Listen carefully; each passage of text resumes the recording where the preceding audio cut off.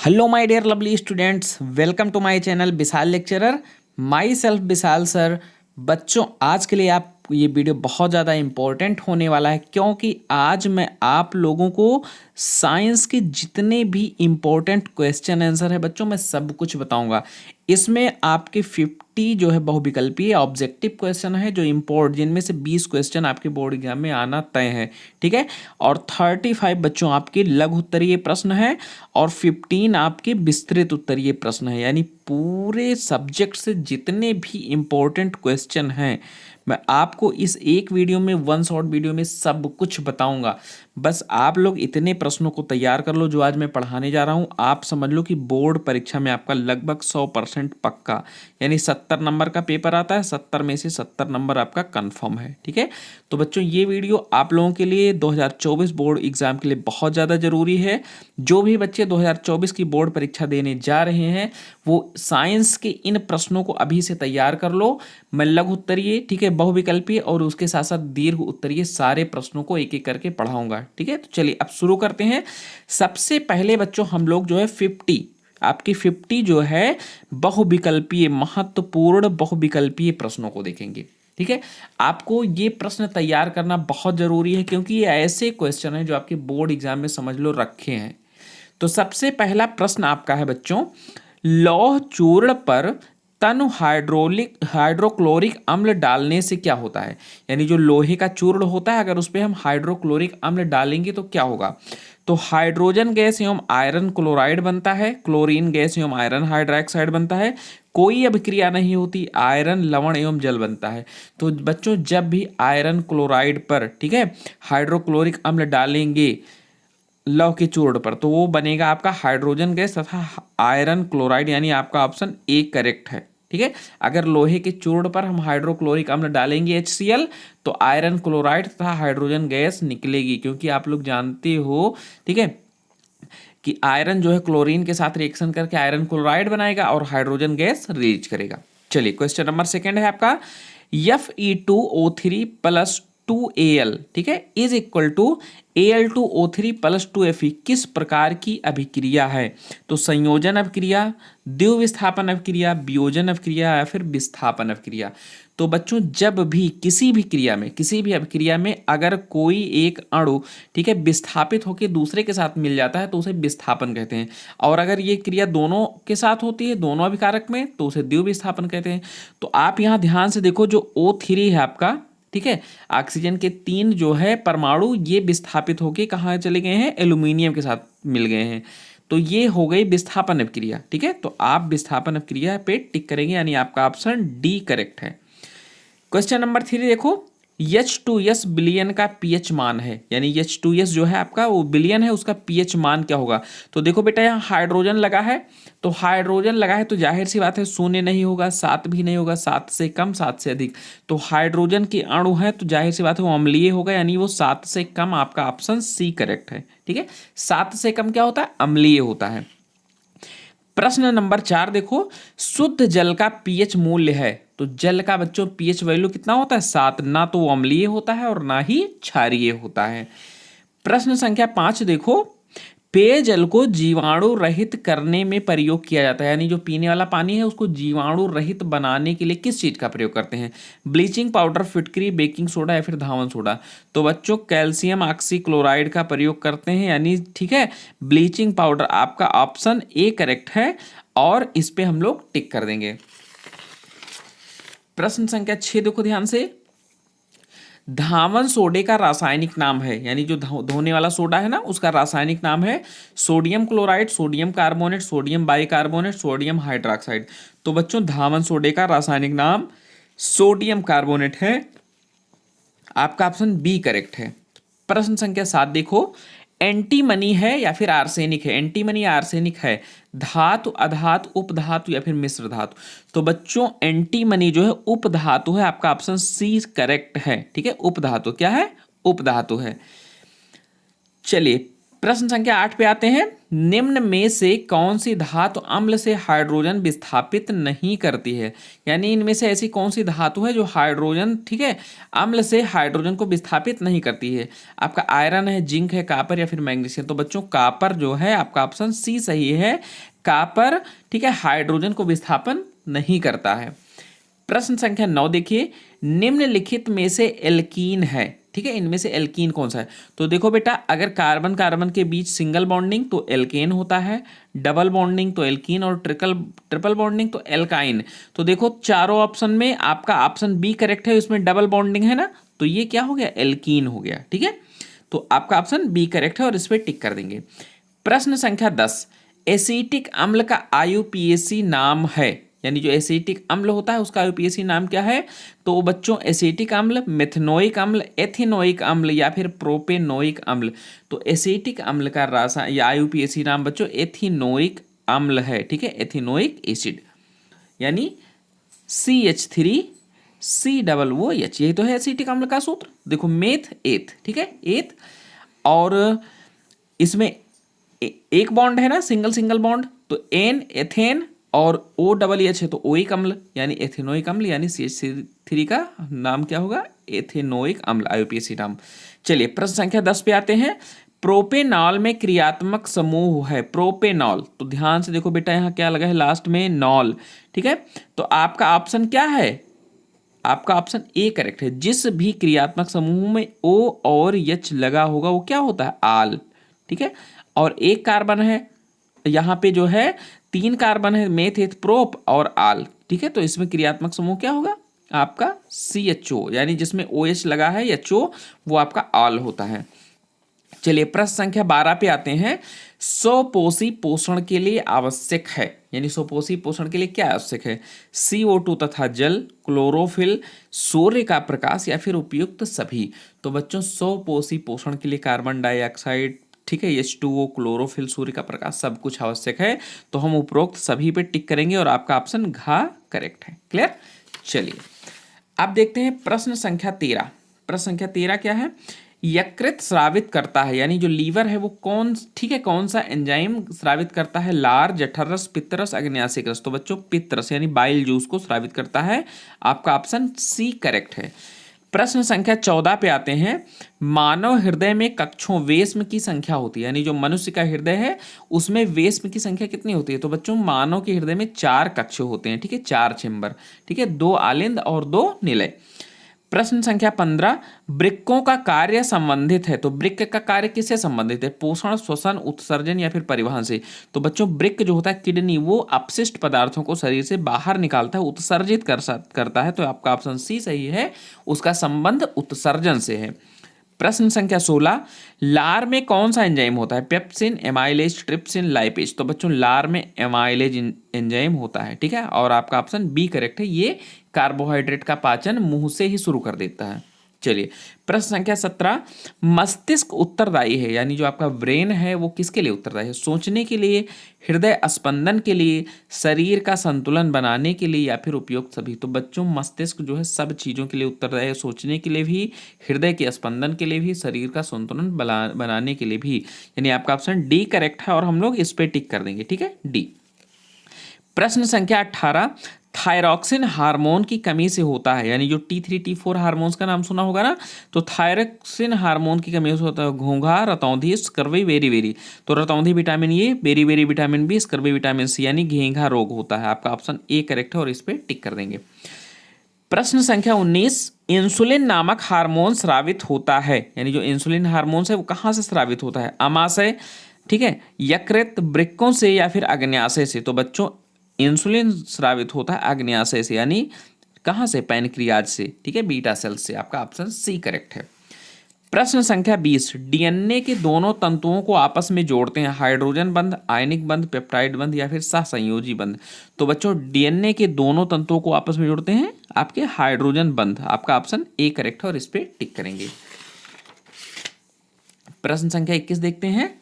निम्न में कौन मानव में मादा जनन तंत्र का भाग नहीं है, यानी इसे मानव जनन तंत्र का, यानी मानव में मादा जनन तंत्र का भाग नहीं है? अंडाशय, गर्भाशय, शुक्रवाहिका या फिर डिंब वाहिनी? तो बच्चों शुक्रवाहिका, आपका ऑप्शन सी करेक्ट है। शुक्रवाहिका मेल में होता है, मादा में नहीं होता। प्रश्न संख्या 22, मेंडल ने अपना प्रयोग निम्न में से किस पौधे पर किया था? यानी मेंडल ने अपना प्रयोग निम्नलिखित में से किस पौधे पर किया? टमाटर, बैंगन, मटर, सरसों? तो बच्चों मेंडल ने अपना प्रयोग मटर पे किया था, आपका ऑप्शन सी करेक्ट है और इस पे हम लोग टिक करेंगे। चलिए प्रश्न संख्या 23 पे आते हैं। निम्नलिखित में कौन सा जीन प्रारूप शुद्ध गोल बीजों को प्रकट करता है? तो कौन सा जीन शुद्ध गोल बीजों को प्रकट करता है? स्मॉल टीटी, टीटी, ठीक है, टीटी या फिर डबल आर कैपिटल? तो आपका ऑप्शन डी करेक्ट है, ये शुद्ध गोल बीजों को प्रकट करता है। प्रश्न संख्या 24, किसी बिंब का अवतल दर्पण द्वारा प्रतिबिंब आभासी, सीधा तथा बिंब से बड़ा पाया गया वस्तु की स्थिति कहाँ होनी चाहिए? मुख्य फोकस तथा केंद्र के बीच, वक्रता के केंद्र पर, वक्रता केंद्र से परे या फिर दर्पण के ध्रुव तथा मुख्य फोकस दूरी के बीच? तो आपका ऑप्शन डी करेक्ट है, ठीक है। दर्पण के ध्रुव तथा मुख्य फोकस दूरी के बीच जो है फोकस पाया जाना चाहिए, आपका ऑप्शन डी करेक्ट है। प्रश्न संख्या 25 पे आते हैं। एक उत्तल दर्पण की फोकस दूरी 10 सेंटीमीटर है, दर्पण की वक्रता त्रिज्या होगी। यानी उत्तल दर्पण जो है उसकी फोकस दूरी कितनी है? 10 सेंटीमीटर, तो उसकी वक्रता त्रिज्या बताना है। तो बच्चों अगर 10 सेंटीमीटर है तो उसकी वक्रता त्रिज्या 20 सेंटीमीटर होगी, ठीक है, आपका ऑप्शन बी करेक्ट है। प्रश्न संख्या 26, 50 सेंटीमीटर फोकस दूरी वाले उत्तल लेंस की क्षमता होगी -2 डायोप्टर, +2 डायोप्टर, +0.02 डायोप्टर या फिर -0.02 डायोप्टर? तो बच्चों 50 सेंटीमीटर फोकस दूरी वाले उत्तल लेंस की क्षमता होगी +2 डायोप्टर, यानी आपका ऑप्शन बी करेक्ट है और इस पे टिक कर देंगे। तो बच्चों आप देखते हैं प्रश्न संख्या 27। प्रश्न संख्या 27 क्या है? स्वस्थ नेत्र में प्रतिबिंब बनता है, यानी जो स्वस्थ नेत्र होता है उसमें प्रतिबिंब बनता है कहाँ पे? कार्निया, आइरिस, पुतली या फिर रेटिना पर? तो बच्चों हमेशा प्रतिबिंब रेटिना पर ही बनता है, आपका ऑप्शन डी करेक्ट है और इस पे टिक कर देंगे। प्रश्न संख्या 28 है, स्वस्थ नेत्र का निकटतम बिंदु क्या होता है? यानी जो स्वस्थ मनुष्य का नेत्र है उसका निकटतम बिंदु क्या होगा? 25 सेंटीमीटर, 50 सेंटीमीटर, 100 सेंटीमीटर पर या फिर अनंत पर? तो बच्चों निकटतम दूरी जो है स्वस्थ नेत्र की होगी 25 सेंटीमीटर, आपका ऑप्शन ए करेक्ट है और इस पर टिक कर देंगे, ठीक है। चलिए प्रश्न संख्या 29, प्रिज्म द्वारा विचलन अधिकतम होता है बैगनी रंग का, हरे रंग का, पीले रंग का, लाल रंग का? तो बच्चों प्रिज्म द्वारा जो विचलन होगा वो हमेशा बैगनी रंग का सबसे ज्यादा होगा, यानी आपका ऑप्शन ए करेक्ट है और इस पे टिक करेंगे। प्रश्न संख्या 30 पे आते हैं। चंद्रमा से देखने पर आकाश दिखाई देता है, ठीक है, बैगनी, नीला, काला या फिर सफेद? तो बच्चों चंद्रमा से जब हम आकाश को देखेंगे तो काला दिखाई पड़ेगा, आपका ऑप्शन सी करेक्ट है। विद्युत धारा का एसआई मात्रक है, ठीक है, कूलाम, एम्पियर, जूल या फिर ओम? तो बच्चों एसआई मात्रक जो विद्युत धारा का वो हमेशा एम्पियर है, आपका ऑप्शन बी करेक्ट है और इस पे टिक करेंगे। प्रश्न संख्या 32 पे आते हैं। किसी चालक में धारा का प्रवाह होता है इलेक्ट्रॉनों द्वारा, प्रोटॉनों द्वारा, न्यूट्रॉनों द्वारा या फिर इनमें से कोई नहीं? तो कोई भी चालक है बच्चों उसमें धारा का प्रवाह हमेशा इलेक्ट्रॉनों द्वारा होगा, आपका ऑप्शन ए करेक्ट है। सारे क्वेश्चंस को तैयार कर लो बेटा, ये 50 क्वेश्चंस ऑब्जेक्टिव बहुत ज़्यादा इंपॉर्टेंट है आपकी बोर्ड एग्जाम के लिए। अगर इसको तैयार कर लेते हो तो समझ लो आपका 20 नंबर ऑब्जेक्टिव में कन्फर्म है। चलिए प्रश्न संख्या 33 पे आते हैं। ओम के नियम का सूत्र है, यानी जो ओम का नियम है उसका सूत्र क्या है? आई बराबर वी इंटू आर, आर बराबर V into I, V is equal to I into R या फिर इनमें से कोई नहीं? तो आपका ऑप्शन सी करेक्ट है, ठीक है, वी बराबर आई इंटू आर। चलिए यानी वोल्ट इज इक्वल टू, ठीक है, आपका ये आई जो है एम्पियर को दर्शाता है धारा को और आर रेसिस्टेंट को। चलिए प्रश्न संख्या 34 क्या है? 1 किलोवाट घंटा में जूल की संख्या होगी, यानी 1 किलोवाट घंटा में जूल की कितनी संख्या होगी? 3.6 into 10⁻3, 3.6 into 10⁻4, 3.6 into 10⁻5 and 3.6 into 10⁻6? तो आपका ऑप्शन डी करेक्ट है। 1 किलोवाट घंटा में 3.6 गुणे 10 की घात 6, ठीक है, इतनी जो है जूल संख्या होगी। चलिए प्रश्न संख्या 35 देखते हैं। एक अश्वशक्ति बराबर है, यानी जो मशीनें होती हैं बच्चों उनकी शक्ति को अश्वशक्ति हार्स पावर में मापते हैं ना, तो एक हार्स पावर यानी एक अश्वशक्ति में कितने वाट होते हैं? 726, 736, 746, 756? तो बच्चों 746 वाट होते हैं, आपका ऑप्शन सी करेक्ट है। प्रश्न संख्या 36, एक गतिमान आवेशित कण उत्पन्न करता है, ठीक है, केवल चुंबकीय क्षेत्र, केवल वैद्युत क्षेत्र, चुंबकीय व वैद्युत क्षेत्र दोनों, इनमें से कोई नहीं। तो बच्चों अगर वो आवेशित कण है तो हमेशा चुंबकीय और वैद्युत क्षेत्र दोनों उत्पन्न करेगा। आपका ऑप्शन सी करेक्ट है और इस पे टिक करेंगे। प्रश्न संख्या 37, बी, ए और फाई क्रमशः चुंबकीय क्षेत्रों की तीव्रता, क्षेत्रफल व फ्लक्स के संकेत हैं। इनके बीच संबंध है phi into V is equal, phi is equal to B into A, V is equal to phi into A is equal to B into phi, A into B into phi is equal to 1। तो बच्चों ये आपका option A correct है, phi is equal to B into A, ठीक है, आपका option ए सही है। प्रश्न संख्या 38 पे आते हैं, निम्न में से कौन सा आहार श्रृंखला का निर्माण करते हैं। यानी जो आहार श्रृंखला होती है ना बच्चों, जैसे घास को कौन खाता है, घास को कीड़े खाते हैं, कीड़े को मेढक, मेढक को सांप, सांप को मोर, तो ये श्रृंखला बनाते हैं, ठीक है। या फिर कीड़े को चिड़िया खाती है, चिड़िया को जो है बड़े पक्षी, या फिर कह लीजिए कि जो है आपके ये सियार वगैरह हो गए वो खाते हैं, उनको शेर खाता है, ये भी खाद्य श्रृंखला बनाते हैं। तो खाद्य श्रृंखला का मतलब छोटी चीज़ों से शुरू करो और अंत तक जाओ, जहाँ जिसको जो खा के ख़त्म करता है। तो जैसे घास, घास को गेहूं तो खा नहीं सकता, तो एकदम गलत है। घास, घास को बकरी खाती है, बकरी को मानव खाता है, यानी आपका ऑप्शन बी सही है, ये खाद्य श्रृंखला का निर्माण कर रहा है। प्रश्न संख्या 39, निम्नलिखित में से कौन सी परत परावैंगनी किरणों को पृथ्वी पर आने से रोकती है। Chlorine, ozone, oxygen, hydrogen. तो बच्चों ओजोन परत यानी O3 जो परत है वायुमंडल की, ये परावैंगनी की, सूर्य की परावैंगनी किरणों को पृथ्वी पर डायरेक्ट आने से रोकती है, यानी आपका ऑप्शन बी सही है। प्रश्न संख्या 40 देखते हैं, निम्नलिखित में से कौन सा अम्लीय लवण है। NaCl, NaHSO4, Na2SO4, KCN। तो अम्लीय लवण बच्चों आपका है NaHSO4, यानी आपका ऑप्शन खा सही है, यानी इसको बी कहेंगे, ऑप्शन बी करेक्ट है। प्रश्न संख्या 41, प्लास्टर ऑफ पेरिस का रासायनिक सूत्र है। तो प्लास्टर ऑफ पेरिस का बच्चों रासायनिक सूत्र है CaSO4 into 3H2O, CaSO4 into 2H2O, CaSO4 into H2O, CaSO4 into half H2O। तो बच्चों जहां भी हाफ लगा रहेगा H2O, वो आपका ऑप्शन समझ लो डी सही है, CaSO4 इंटू हाफ H2O, ठीक है, और ऑप्शन डी पे हम लोग टिक करेंगे। चलिए प्रश्न संख्या 42 पे आते हैं, मीठे सोडे, ठीक है, मीठे सोडे यानी खाने के सोडे का अणुसूत्र है NaCl, Na2CO3, NaHCO3, यानी सोडियम बाइकार्बोनेट। आपका ऑप्शन सी सही और इस पर टिक कर देंगे, ठीक है। प्रश्न संख्या 43, निम्नलिखित में कौन सी धातु ठंडे जल में अभिक्रिया करके हाइड्रोजन गैस देती है। यानी इनमें से ऐसी कौन सी धातु है जो ठंडे जल में, ठीक है, अभिक्रिया करके कौन सी हाइड्रोजन गैस देगी। तो बच्चों पोटेशियम, यानी आपका ऑप्शन बी सही है, पोटेशियम जो है ठंडे जल में अभिक्रिया करके हाइड्रोजन गैस रिलीज करता है। प्रश्न संख्या 44 देखते हैं, अम्ल से हाइड्रोजन अलग करने वाली धातु है।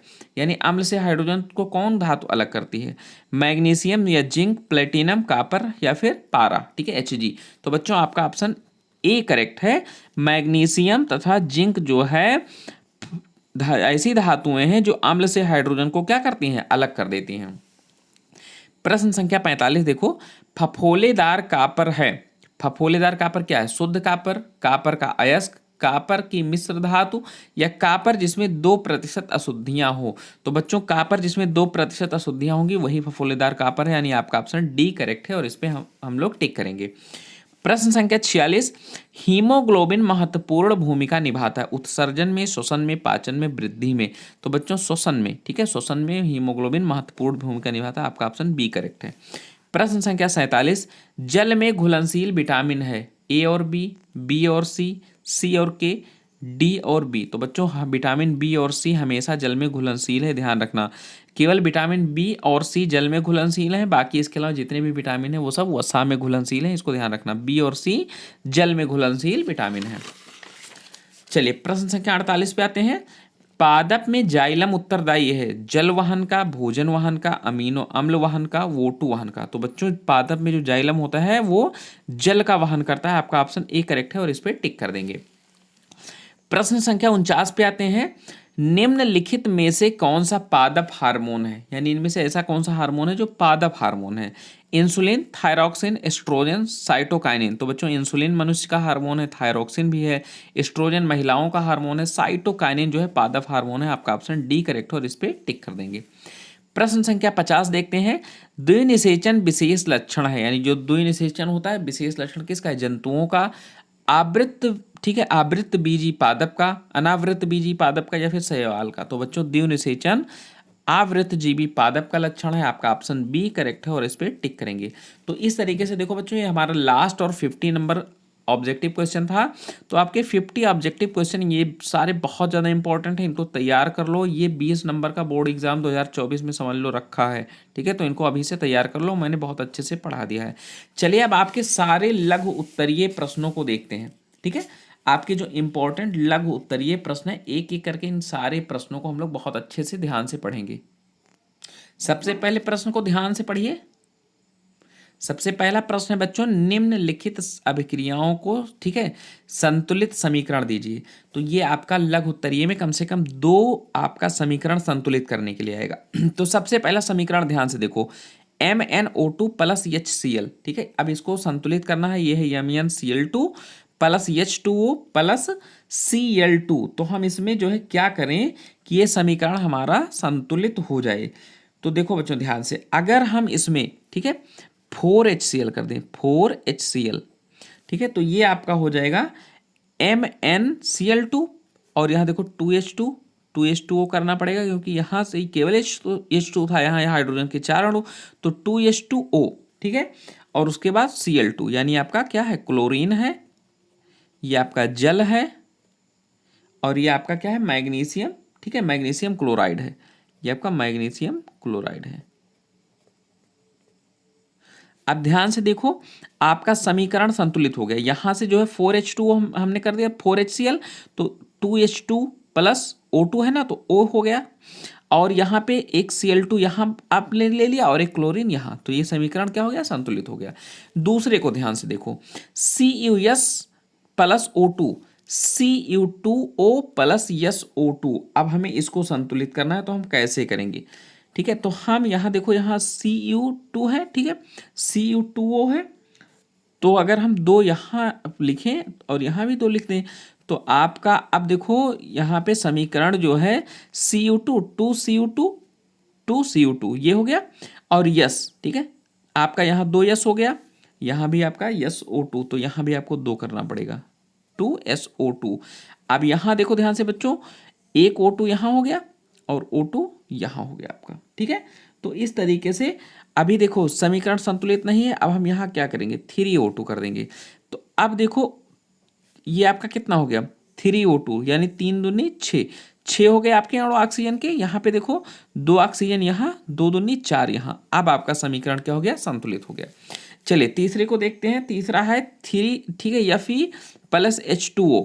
अब हम यहाँ देख रहे हैं Fe3 है, यानी आयरन के 3 है, तो हम यहाँ भी 3 कर देंगे, ठीक है, 3 यहाँ हो गया, 3 यहाँ पे देखो बेटा O है, और यहाँ O4 है, और यहाँ देखो H2 है, यहाँ H2 है, तो अगर हम यहाँ 4 कर दें, 4H2O, तो और यहाँ भी हमें 4 करना पड़ेगा, तो देखो 4H2 ये आपका यहाँ हो गया, और O4 जो था यहाँ आपका हो गया, यानी आपका हाइड्रोजन हो गया, हाइड्रोजन, और ये क्या हो गया? Iron oxide, iron oxide.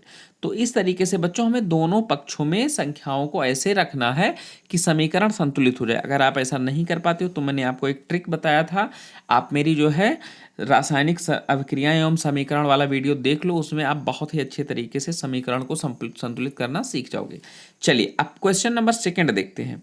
Question number 2 क्या है? ठीक है, लघु उत्तरीय से संक्षारण क्या होती है? संक्षारण के 2 उदाहरण दीजिए, या फिर विकृत गंधीयता पर टिप्पणी लिखिए। तो मैंने आपको ऑलरेडी पढ़ा दिया है। संक्षारण बच्चों, ठीक है, जो धातुएं क्या करते हैं, ऑक्सीजन या फिर नमी से अवक्रिया कर जाती हैं, तो उसे संक्षारण कहते हैं। जैसे चांदी अगर नमी से अवक्रिया करती है तो उसका रंग काला पड़ जाता है, वैसे आपका कॉपर है, कॉपर हरे रंग का जो है ऑक्सीजन के साथ अवक्रिया करके हरा रंग हो जाता है, तो ये संक्षारण क्रिया कहलाती है।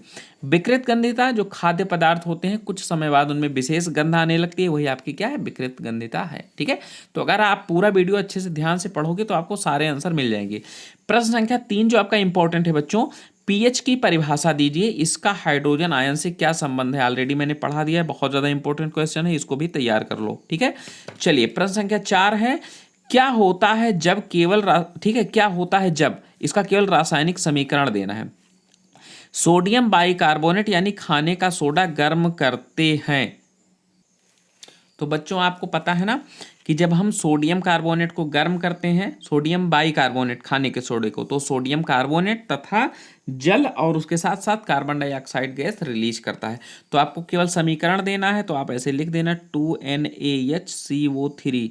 अगर हम इसको गर्म करेंगे, ठीक है, तो ये किस में टूटेगा, 2NaOH, एक तो ये हो जाएगा, उसके साथ साथ नहीं ये इसमें टूटेगा Na2CO3, उसके अलावा फिर H2O और उसके बाद CO2 में टूटेगा। ठीक है, कार्बन डाइऑक्साइड, जल और उसके बाद ठीक है सोडियम कार्बोनेट, ये इसमें टूटेगा अगर हम खाने के सोडे को गर्म करेंगे, यानी आपको केवल समीकरण लिख देना है।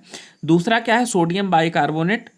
ठीक है, यही आपका है, सोडियम ऑक्साइड को जल में घोला जाता है। अगर सोडियम ऑक्साइड को जल में घोलेंगे तो क्या होगा, तो सोडियम ऑक्साइड क्या है आपका, सोडियम ऑक्साइड आपका है Na2, ठीक है, वो प्लस H2 है। अगर हम इसको जल में घोलेंगे तो ये देगा आपको 2NaOH यानी सोडियम हाइड्रोक्साइड। ठीक है, तो जब इसको जल में घोलेंगे तो आपको बस केवल समीकरण दे देना है। ठीक है, ये आपका समझ लीजिए कि लघु उत्तरीय में 4 नंबर का क्वेश्चन पक्का है आएगा। 5वां क्वेश्चन आपका है, अयस्क व खनिज को परिभाषित कीजिए। अब अयस्क और खनिज की परिभाषा आपको लिखनी है, अयस्क तथा खनिज में अंतर भी बताना है। तो बच्चों जानते हो खनिज जो है पृथ्वी के अंदर पाए जाने वाले प्राकृतिक जो है नेचुरल तरीके से जो पदार्थ होते हैं, धातुएं या अधातुएं होती हैं, उसको खनिज कहते हैं।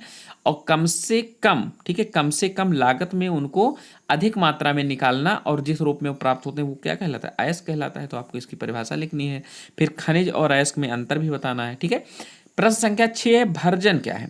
ठीक है, भर्जन क्या है, कॉपर पायराइट के भर्जन में होने वाली अभिक्रियाओं के समीकरण लिखिए। तो बच्चों ये भी क्वेश्चन बहुत ज्यादा इंपॉर्टेंट है बोर्ड एग्जाम की दृष्टि से। 7वां है, निस्तापन तथा भर्जन में अंतर लिखिए। तो बच्चों आप भर्जन और निस्तापन दोनों याद कर लेना, ये दोनों भी आ सकता है या फिर दोनों में अंतर भी आ सकता है। प्रश्न संख्या 8 देखो, समजातीय श्रेणी क्या है, वेरी इंपॉर्टेंट क्वेश्चन। समजातीय श्रेणी उदाहरण के साथ समझाइए। ठीक है, तो समजातीय श्रेणी मैंने पढ़ा दिया है, अगर आप लोगों ने नहीं पढ़ा हो तो कार्बन तथा इसके यौगिक वाला वीडियो देख लो, उसमें आपको सब समझ में आएगा। सेम क्वेश्चन उसी चैप्टर से है, संतृप्त तथा असंतृप्त हाइड्रोकार्बन में क्या अंतर है। तो मैंने ये भी पढ़ा दिया है कि कार्बन कार्बन के बीच सिंगल बॉन्डिंग तो संतृप्त हाइड्रोकार्बन, अगर कार्बन कार्बन के बीच डबल बॉन्डिंग या फिर ट्रिपल बॉन्डिंग, ठीक है, तो वो क्या है, वो असंतृप्त हाइड्रोकार्बन है। यानी अगर एल्केन है तो संतृप्त और एल्कीन तथा एल्काइन है तो असंतृप्त हाइड्रोकार्बन। और इसका उदाहरण भी लिखना है, तो ऑलरेडी मैंने पढ़ा दिया है, इसको भी आप लोग तैयार कर लो। चलिए प्रश्न संख्या 10 देखते हैं, समूह या मूलक से आप क्या समझते हैं। अभिक्रियात्मक समूह का क्या तात्पर्य है। तो बच्चों समूह या मूलक को भी मैंने पढ़ा दिया है, जब भी कोई जैसे ठीक है कोई संरचना सूत्र बनाते हैं तो उसमें एक समूह या मूलक जो है जरूर लगा होता है। ठीक है, चलो अब आते हैं प्रश्न संख्या 11 पे, निम्नलिखित यौगिकों के आईयूपीएसी नाम लिखिए। बच्चों ये बहुत ज़्यादा इंपॉर्टेंट है, इसके आईयूपीएसी नाम लिखना है। तो जैसे CH3COOH, तो क्या है, इसको आप लिख सकते हो बड़े आराम से, मेथ एथ यानी एथ और सिंगल बॉन्डिंग है तो एन एथेन, और डबल OH यानी ओइक एसिड, तो ये क्या है, एथेनोइक अम्ल, एथेनोइक अम्ल। ठीक है, बस समझ लो इसका रासायनिक नाम हो गया। दूसरा क्या है, दूसरा ध्यान से देखो बेटा, कार्बन सिंगल है यानी मेथ, मेथ, ठीक है, और सिंगल बॉन्डिंग है एन, और फिर आप देख रहे हो ध्यान से OH है यानी अल, तो ये क्या हो गया, मेथेनल, ये मेथेनल हो जाएगा, मेथेनल, ये मेथेनल होगा। तीसरा आप ध्यान से देखो CH3CCH, तो मेथ एथ प्रोप, ठीक है, मेथ एथ प्रोप, तो ये क्या हो जाएगा, प्रोप। और देखो 3 बॉन्ड है ना कार्बन कार्बन के बीच में, तो एल्केन एल्कीन एल्काइन, तो प्रोप, ठीक है, तो ये क्या हो जाएगा बच्चों, ये हो जाएगा प्रोप प्लस आइन, यानी ये क्या हो जाएगा प्रोपाइन, प्रोपाइन। ऐसे आप चौथा देख सकते हो, आपको बस यही आईयूपीएसी नाम लिख देना है, समझ लो। दो आएगा, ज़्यादा से ज़्यादा दो आएगा, मैंने चार आपको इंपॉर्टेंट बताया लेकिन दो ही आएगा। तीसरा ध्यान से देखो, मेथ एथ प्रोप ब्यूट, ठीक है, 4 कार्बन है तो मेथ एथ प्रोप ब्यूट। और देखो डबल डबल बॉन्डिंग है, ठीक है, डबल बॉन्डिंग, तो डबल बॉन्डिंग के लिए क्या होता है, एल्केन एल्कीन इन होता है। लेकिन अब यहाँ हम कार्बन की जो है, ठीक है, संख्या लिखेंगे 1 2 3। तो देखो एक पहले पे है डबल बॉन्डिंग और दूसरा तीसरे पे है, तो इसको लिखेंगे 1,3। क्या लिखेंगे, मेथ एथ प्रोप ब्यूट, यानी ब्यूट, ठीक है, ब्यूटाइन, ब्यूटा। और देखो दो ब्यूटा है तो इसको लिखेंगे ब्यूटाडाइन, ब्यूटाडाइन, दो लोग हैं तो ब्यूटाडाइन। तो मेथ एथ प्रोप, ठीक है, और ब्यूट, तो ये हो जाएगा 1,3 ब्यूटाडाइन, ठीक है, डाई, यानी दो लोग हैं तो डाई, सिंगल होता तो ब्यूटाइन होता, दो लोग हैं तो डाइन, ठीक है। ये इस तरीके से आप आईयूपीएसी नाम भी लिखोगे तो आपको, ठीक है, छोटा सा लिखोगे आपका पूरा 4 नंबर मिलेगा। प्रश्न संख्या 12 आपका है दहन पर संक्षिप्त टिप्पणी लिखिए, यानी आपको दहन तैयार करना है। प्रश्न संख्या 13, 13 क्या है, प्रतिस्थापन अभिक्रिया पर संक्षिप्त टिप्पणी लिखिए। मैंने प्रतिस्थापन अभिक्रिया बहुत अच्छे से समझा दिया है, ठीक है। 14 नंबर बहुत ज्यादा मोस्ट इंपॉर्टेंट क्वेश्चन, साबुनीकरण पर संक्षिप्त टिप्पणी लिखिए। साबुनीकरण क्या है इसको बताना है आपको। प्रश्न संख्या 15, मिसेल पर संक्षिप्त टिप्पणी लिखिए, ठीक है, यानी मिसेल क्या है इस पर संक्षिप्त टिप्पणी, ये भी बहुत ज़्यादा इंपॉर्टेंट क्वेश्चन है। तो ये सारे क्वेश्चन बच्चों बोर्ड एग्जाम की दृष्टि से बहुत ज़्यादा महत्वपूर्ण है, इनको तैयार कर लो। प्रश्न संख्या 16, धमनी तथा सिरा को परिभाषित कीजिए। धमनी और सिरा क्या होता है, यानी वेंस और आर्टरी, इनको पढ़ लेना है। एक डीऑक्सीजनेटेड ब्लड लाता है, एक ऑक्सीजनेटेड ब्लड ले जाता है, ठीक है। तो यही आपका यही अंतर, इनके बारे में अंतर भी आ सकता है, तो इनको अच्छे से तैयार कर लो। प्रश्न संख्या 17, प्रयोगों द्वारा सिद्ध कीजिए कि प्रकाश संश्लेषण के लिए प्रकाश एवं कार्बन डाइऑक्साइड आवश्यक है। तो आप जो है इसको प्रयोग द्वारा सिद्ध कर सकते हैं। एक पत्ती को लीजिए, उसको तोड़ के रख दीजिए, प्रकाश में रहेगा तो हरा भरा रहेगा, प्रकाश नहीं मिलेगा तो वो काला पड़ जाएगा, ठीक है। तो आप प्रयोग द्वारा इसको सिद्ध कर सकते हैं, ये भी मैंने पढ़ा दिया है। प्रश्न संख्या 18, भोजन के पाचन में लार की क्या भूमिका है। बहुत इंपॉर्टेंट क्वेश्चन है, यानी भोजन के पाचन में लार की क्या भूमिका है। तो बच्चों आप लिखोगे लार जो है माउथ में ही, लार में जो है माउथ में रिलीज होता है, उसमें कौन सा एंजाइम होता है, एमाइलेज, जो कार्बोहाइड्रेट का पाचन मुंह से ही शुरू कर देता है, ठीक है। तो आप इसको भी लिखोगे। प्रश्न संख्या 19, रुधिर तथा लसिका में अंतर स्पष्ट कीजिए। रुधिर, रुधिर आपके, ठीक है, रुधिर और लसिका बहुत ज्यादा इंपॉर्टेंट है, ठीक है, इनमें अंतर लिखना है। प्रश्न संख्या 20, पादपों में फ्लोएम द्वारा भोज्य पदार्थों के स्थानांतरण को समझाइए। यानी फ्लोएम के द्वारा पौधों में जो भोजन एक जगह से दूसरे जगह तक पहुंचता है उसको समझाना है। प्रश्न संख्या फिर 21 देखते हैं, मनुष्य में पाई जाने वाली किन्हीं 4 वाहिका विहीन ग्रंथियों के नाम तथा उनके कार्य लिखिए, ठीक है। तो 4 ग्रंथियों के नाम और उनके कार्य लिखना है। सारे के सारे क्वेश्चन बच्चों बहुत ज़्यादा इंपॉर्टेंट है, इनको तैयार कर लीजिए। चलिए प्रश्न संख्या 22 पे आते हैं, हार्मोन तथा बिकर यानी एंजाइम क्या होते हैं। हार्मोन और एंजाइम में अंतर आपको बताना है, ठीक है, ये भी आ सकता है। तो हार्मोन्स, हार्मोन्स मोस्टली बहुत कम मात्रा में रिलीज होते हैं लेकिन शरीर से दूर जाकर काम करते हैं और ये ब्लड में मिक्स होते हैं। लेकिन जो एंजाइम होता है ये जहाँ रिलीज होता है लगभग उसी एरिया में काम करता है और ये ज़्यादातर जो है आपके पाचन क्रिया में ज़्यादा काम आते हैं। चलिए प्रश्न संख्या 23, पुनरुद्भवन क्या है, यानी पुनरुद्भवन से क्या तात्पर्य है, उदाहरण सहित समझाइए। ये भी बहुत ज्यादा इंपॉर्टेंट क्वेश्चन है, मोस्ट रिपीटेड क्वेश्चन, इसको भी तैयार कर लीजिए। चलिए प्रश्न संख्या आप 24 देखते हैं, स्वपरागण तथा परपरागण में विभेद बताइए। अब स्वपरागण और परपरागण भी मैंने पढ़ा दिया है, इसको भी तैयार कर लीजिए। प्रश्न संख्या 25 है आपका, गर्भ निरोधन की विभिन्न विधियां कौन सी है, यानी जो आपका फैमिली प्लानिंग आएगा, परिवार नियोजन, सेम क्वेश्चन है, ठीक है। उसकी जो विभिन्न और परमानेंट यानी अस्थाई विधि आएगा तो उसको लिख देना, इसको तैयार कर लो। प्रश्न संख्या है 26, एक संकर तथा द्विसंकर संकरण यानी क्रॉस से आप क्या समझते हैं, तो इसको भी आप तैयार कर लो। प्रश्न संख्या 27, जीन किसे कहते हैं, ठीक है, जीन किसे कहते हैं, संक्षिप्त टिप्पणी लिखिए। ये भी बहुत इंपॉर्टेंट क्वेश्चन है बोर्ड एग्जाम की दृष्टि से, ठीक है, जीन वाला, इसको भी तैयार कर लो। प्रश्न संख्या 28 है आपका, एक उत्तल लेंस, ठीक है, अभिसारी लेंस के सामने उसके प्रकाशिक केंद्र और फोकस के बीच एक वस्तु रखी है, किरण आरेख खींचकर प्रतिबिंब का बनना दर्शाइए। तो किरण आरेख द्वारा इसको दर्शाना है, ठीक है। प्रतिबिंब की प्रकृति भी समझाइए, बहुत इंपॉर्टेंट क्वेश्चन है, इसको तैयार कर लो बेटा, ठीक है, बोर्ड एग्जाम में आएगा। और किरण आरेख खींचना भी सीख लो। प्रश्न संख्या 29 है, एक ऑटो वाहन में पीछे से आने वाले किसी अन्य वाहन को देखने के लिए 2 मीटर वक्रता त्रिज्या वाला एक उत्तल दर्पण लगा है। किसी एक समय, ठीक है, किसी एक समय एक वाहन दर्पण की 4 मीटर की दूरी पर है, तो उस समय दर्पण में दिखने वाले उसके प्रतिबिंब की स्थिति आकार की गणना कीजिए एवं किरण आरेख खींचिए। ये भी बहुत इंपॉर्टेंट क्वेश्चन है, इसमें भी किरण आरेख बनाना है, इसको भी तैयार कर लीजिए। प्रश्न संख्या 30 है आपका, दूरदृष्टि को दोष किसे कहते हैं, यानी दूरदृष्टि दोष और निकट दृष्टि दोष, ये समझ लो बोर्ड एग्जाम में दोनों में से एक क्वेश्चन रखा है भैया, तो इसलिए मैंने दोनों को लिया कि अगर कोई भी है तो एक आप लिख लो। तो दूरदृष्टि दोष किसे कहते हैं, यह किन कारणों से होता है, इस दोष के निवारण के लिए किस प्रकार का लेंस प्रयुक्त किया जाता है, किरण आरेख द्वारा समझाइए। और फिर दूसरा है, निकट दृष्टि दोष किसे कहते हैं, इस दोष की क्या कारण है, इसके निवारण के लिए किस प्रकार का लेंस प्रयुक्त किया जाता है, किरण आरेख द्वारा दर्शाइए। ठीक है, तो ये दोनों के दोनों क्वेश्चन बच्चों बहुत ज़्यादा इंपॉर्टेंट है। अगर आप दोनों तैयार कर लेते हो तो समझ लो आपका 4 नंबर तैयार है, एक तो आना ही आना है। चलिए प्रश्न संख्या 32 पे आते हैं।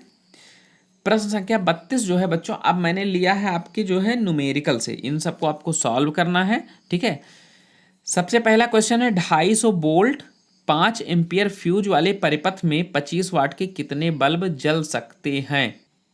अब बच्चों इस प्रश्न को जरा ध्यान से देखिए। ठीक है, कह रहा है 250 वोल्ट 5 एम्पियर फ्यूज वाले परिपथ में 25 वाट के कितने बल्ब जल सकते हैं। तो हम लोग मान लेते हैं, ठीक है, इसको मैं सॉल्व करना बताता हूँ। माना कि जो है n बल्ब जल सकते हैं, कितने n बल्ब जल सकते हैं, माना n बल्ब जल सकते हैं। ठीक है, आप देखते हैं फिर V बराबर कितना है आपका, प्रश्न के अनुसार देखो, प्रश्न अनुसार V बराबर कितना है, 250 वोल्ट। V बराबर कितना है, 250 वोल्ट। ठीक है, I बराबर कितना है, I बराबर आपका है 5 एम्पियर। ठीक है, प्रश्न के अनुसार I बराबर कितना है, 5 एम्पियर। अब देखते हैं P बराबर, ठीक है, यानी P बराबर क्या होगा, ठीक है, कितने बल्ब जल सकते हैं 25 वाट के, तो n बल्ब जल सकते हैं, और 25 वाट के तो n इंटू 25, यानी n वाट, ठीक है, n बल्ब जल सकते हैं 25 वाट के। अब इसको हम रखते हैं अपने सूत्र, P बराबर V इंटू आई। ठीक है, P बराबर V इंटू आई। तो देखते हैं V बराबर हमारा कितना है, V बराबर हमारा है 250 वोल्ट, और I बराबर कितना है, 5 एम्पियर। ठीक है, 5 एम्पियर। अब देखते हैं हम P बराबर कितना है, n into 25, n is equal to 25, तो ये हमारा हो जाएगा n into 25 is equal to, ठीक है, 250 इंटू 5, तो ये हो जाएगा n बराबर 250 गुणे 5/25। ठीक है, इतना हो जाएगा। अब हम इसको सॉल्व कर लेते हैं, 5 एकन्नम 5 पचौहम 25, फिर 5 एकन्नम 5 पचौहम 25, तो n बराबर कितना आ गया, 50, यानी आपके जो है 25 वाट के 50 बल्ब जल सकते हैं। ठीक है, 50 बल्ब जल सकते हैं। तो इस तरीके से आप सूत्र, ये सूत्र आपका इंपॉर्टेंट सूत्र है, इसको इस पे उठा के रख दोगे तो आपका आंसर आ जाएगा। ठीक है, अब दूसरे क्वेश्चन को ध्यान से देखो बेटा, प्रश्न संख्या 33 है, एक विद्युत बल्ब पर 250 वोल्ट तथा 200 वाट लिखा है, इसे 250 वोल्ट के मेंस से जोड़ने पर बल्ब में कितनी अधिकतम धारा प्रवाहित होगी, बल्ब के प्रतिरोध की गणना कीजिए। तो सबसे पहले देखते हैं, ठीक है, प्रतिरोध की गणना करेंगे, उसके बाद धारा जो है कितनी धारा प्रवाहित होगी उसको देखेंगे। तो देखो प्रश्नानुसार, ठीक है, प्रश्नानुसार, प्रश्न के अनुसार देखो ध्यान से, V बराबर कितना है, 250 वोल्ट ना, 250 वोल्ट, V बराबर 250 वोल्ट है आपका, और P बराबर कितना है, P बराबर है 200 वाट, P बराबर कितना है, 200 वाट। अब बल्ब का प्रतिरोध कितना होता है, बल्ब का प्रतिरोध, प्रतिरोध भी हमें निकालना है, तो बल्ब का प्रतिरोध R बराबर होता है बच्चों V² अपॉन P, तो ये आपका हो जाएगा वी स्क्वायर यानी 250 इंटू 250 अपॉन 200, तो 0 से 0 कैंसिल हो गया, ठीक है। और ये आपका हो जाएगा, अब आप इसको जब काटेंगे सॉल्व करेंगे, 25 125 बटा 2, तो ये आपका हो जाएगा 312.5 ओम। प्रतिरोध को किससे प्रदर्शित करते हैं? ओम से, ठीक है। तो आर बराबर कितना आ गया? आर बराबर आपका आ गया 312.5 ओम, ठीक है।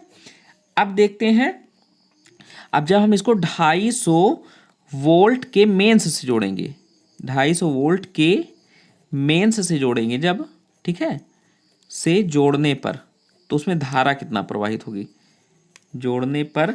तो बल्ब में जो धारा है, ठीक है, धारा बराबर क्या होगी? आई बराबर होता है वी, ठीक है, वी अपॉन आर।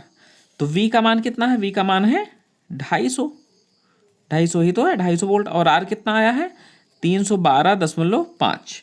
अब जब हम इसको सॉल्व करेंगे बेटा, ठीक है, सॉल्व करेंगे तो ये आएगा 0.8 एम्पियर, यानी कितनी धारा प्रवाहित होगी?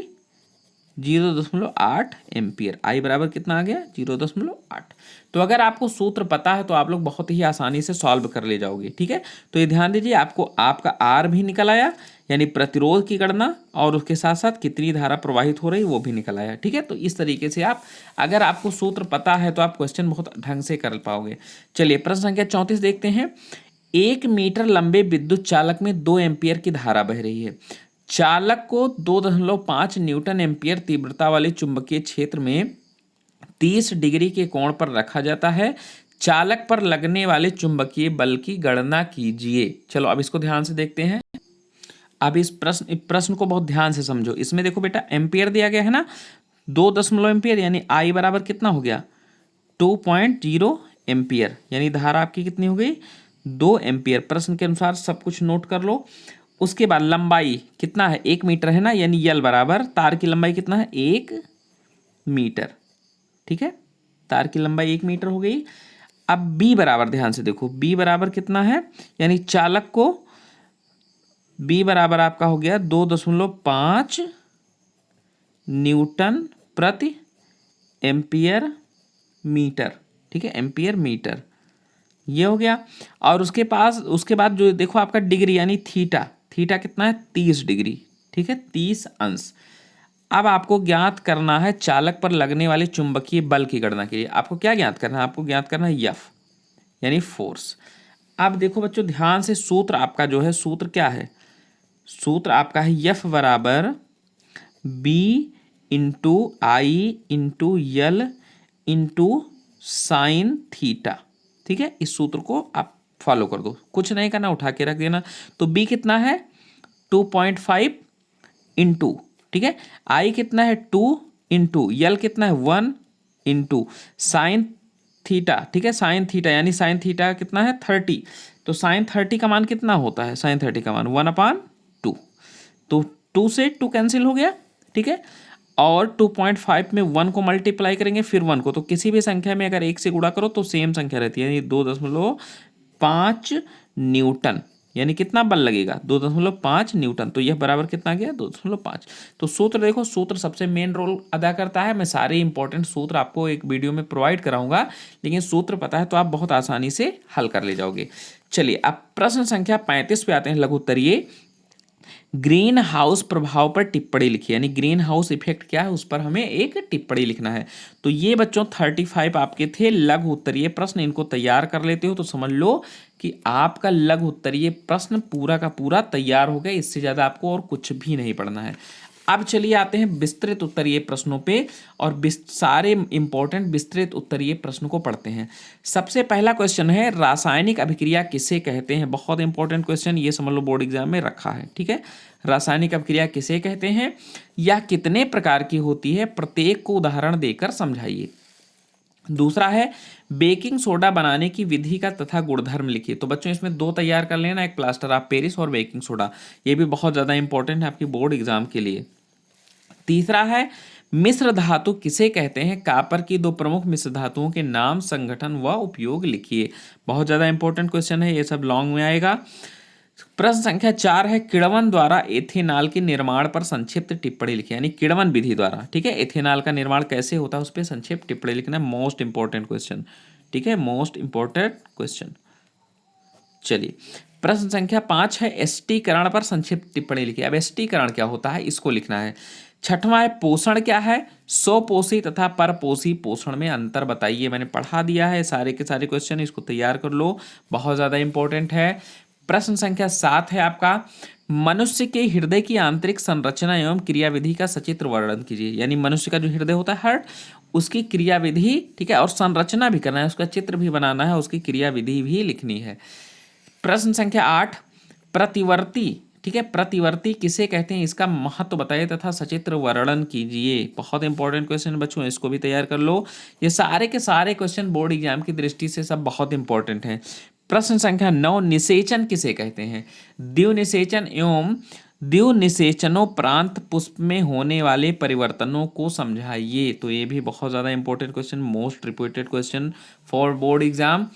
प्रश्न संख्या 10 है आपका, मेंडल के आनुवंशिकता के नियमों की विवेचना कीजिए। ये क्वेश्चन तो भैया रखा है, जब से बोर्ड परीक्षा शुरू हुई तब से क्वेश्चन ये रिपीट हो रहा है। 11 नंबर क्वेश्चन, लिंग गुणसूत्र से आप क्या समझते हैं, लिंग निर्धारण प्रक्रिया का विस्तार से वर्णन कीजिए। तो ये भी बहुत ज़्यादा इंपॉर्टेंट क्वेश्चन है बच्चों। चलिए अब आते हैं आपके प्रश्न संख्या 12 पे। प्रश्न संख्या 12 है, समांतर क्रम में जुड़े 3 प्रतिरोधों, ठीक है, R1 R2 और R3 के तुल्य प्रतिरोध के लिए सूत्र का निगमन कीजिए। ये लॉन्ग में क्वेश्चन बच्चों बहुत बार आया है और इसको तैयार कर लो, ठीक है। प्रश्न संख्या 13 है, फ्लेमिंग का वामहस्त नियम लिखिए, यानी फ्लेमिंग का जो बाएं हाथ का नियम है ना वो लिखना है।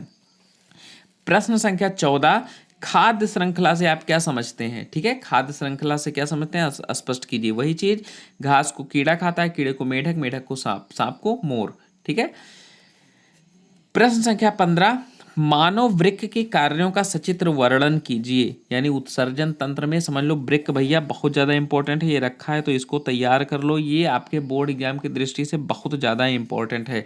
तो ये 15 क्वेश्चन आपके लॉन्ग से हो गए, इनको अगर आप तैयार कर लेते हो तो समझ लो कि लॉन्ग 7-7 नंबर के क्वेश्चन आते हैं, और 7-7 नंबर के कितने क्वेश्चन आएंगे, 2 आपकी फिजिक्स, 2 केमिस्ट्री और 2 बायोलॉजी से। तो ठीक है, इस तरीके से आप जो है अपना पूरा सारा जो है इंपॉर्टेंट क्वेश्चन तैयार कर लोगे, ठीक है।